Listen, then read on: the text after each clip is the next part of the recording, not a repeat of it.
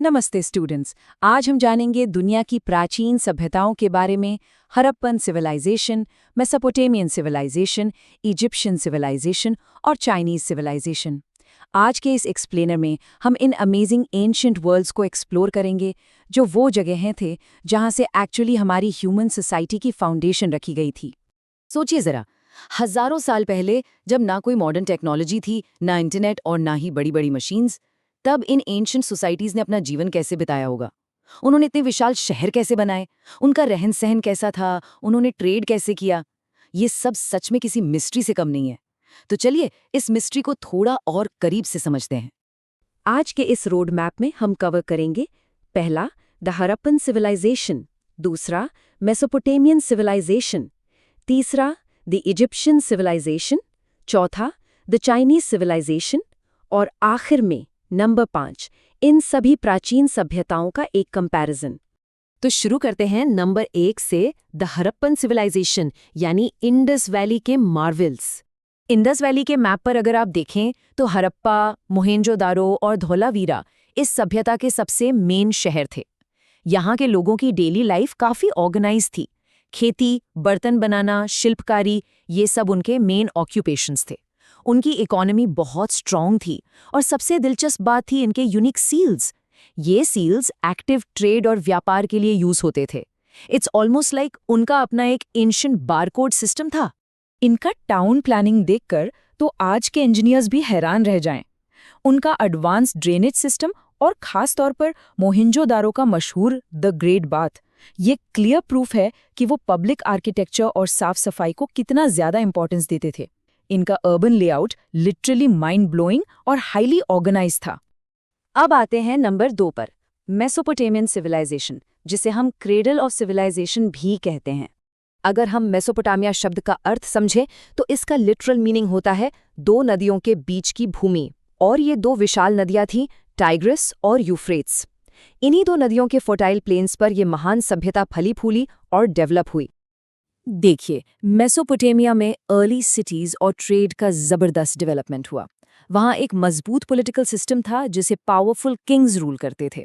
लेकिन उनकी सबसे बड़ी एकदम रेवोल्यूशनरी देन थी यूनिफॉर्म स्क्रिप्ट का इन्वेंशन। इस राइटिंग सिस्टम ने हिस्ट्री में रिकॉर्ड्स रखने और ट्रेड को एक बिल्कुल नई दिशा दी। ये एक रियल गेम चेंजर था। चलिए अब चलते हैं Africa. Number 3, the Egyptian civilisation, gift of the Nile.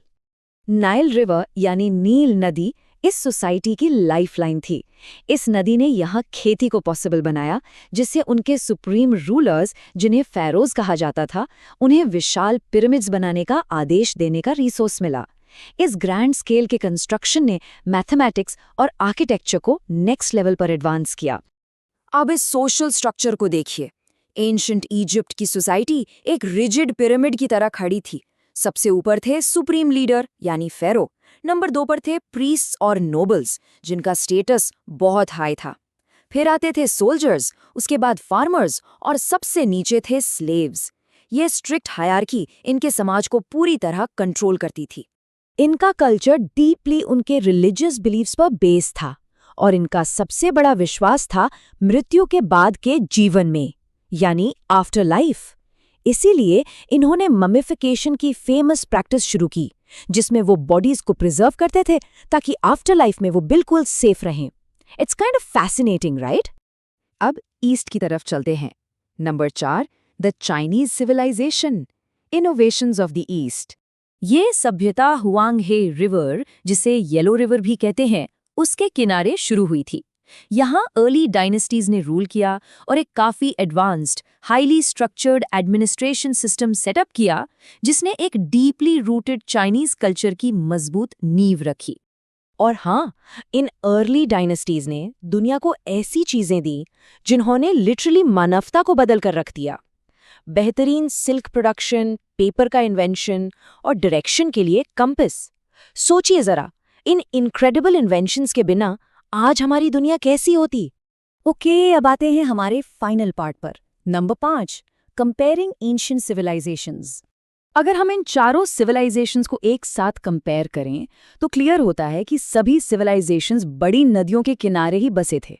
Harappan Indus के पास, मेसोपोटामिया टिग्रिस और यूफ्रेटिस पर, इजिप्ट नाइल पर और चाइना हुआंग-हे पर।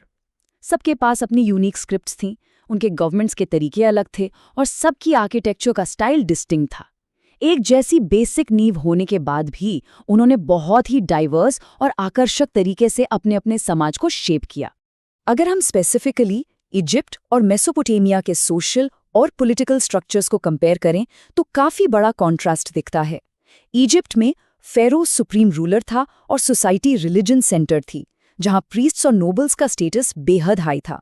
वहीं दूसरी तरफ मेसोपोटामिया में सिटी स्टेट्स थे जिन्हें किंग्स रूल करते थे और जिगोरैट्स नाम के टेम्पल्स उनके रिलीजियस सेंटर्स थे। लेकिन दोनों में सबसे बड़ी समानता ये थी कि रिलीजन ने उनके कानून और डेली लाइफ दोनों को पूरी तरह से अफेक्ट किया।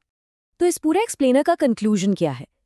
ये सभ्यताएं ह्यूमन सिविलाइजेशन की सच्ची फाउंडेशन थी। इन्होंने राइटिंग, ट्रेड, गवर्नेंस और कल्चर का जो डेवलपमेंट किया, वही आज भी मॉडर्न सोसाइटी को इन्फ्लुएंस करता है। इनकी बनाई हुई नींव पर ही आज हमारी आधुनिक दुनिया खड़ी है। मुझे उम्मीद है कि आज आप सभी को इन एंशिएंट सिविलाइजेशंस के बारे में बहुत कुछ नया और दिलचस्प सीखने को मिला होगा। हिस्ट्री सिर्फ पुरानी बातें नहीं है, ये समझने की चाबी है कि हम आज यहाँ तक कैसे पहुँचे। अगर आपको आज का ये सेशन पसंद आया तो अपनी क्यूरियोसिटी हमेशा जिंदा रखिए। Like, share and keep learning.